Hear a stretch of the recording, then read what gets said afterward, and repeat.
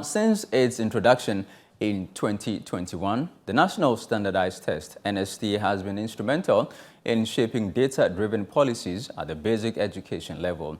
Tuesday, July 23, marked the third iteration of the NST, which was conducted nationwide. Deputy Minister of Education, Reverend John Timfojo, paid a visit to the Flagstaff House Basic School Center to monitor its progress. ChannelOne News' Samuel Akom has more in this report. According to a World Bank projection prior to 2021, a staggering 90% of 10-year-old learners in sub-Saharan Africa struggled to read simple text with understanding.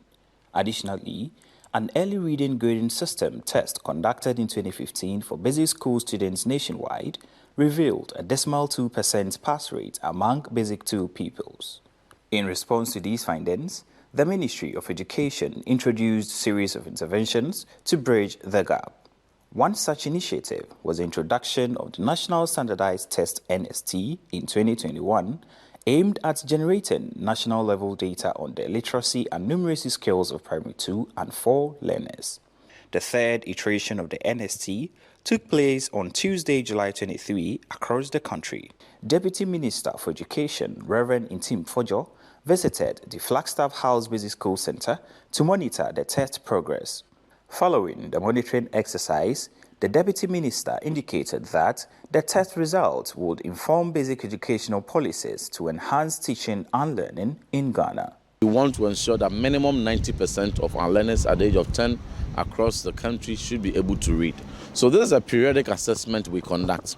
It is not an assessment we deploy to determine which school is better than the other, which teacher is teaching better, but to understand the fundamental weaknesses in our education system at the learner level and at the school level, so that we'll be able to deploy interventions to course correct it. Reverend Fojo further noted that while previous tests have shown significant improvement in people's reading and writing abilities, the ministry will not become complacent and will continue to work tirelessly to ensure that no child is left behind in the education drive.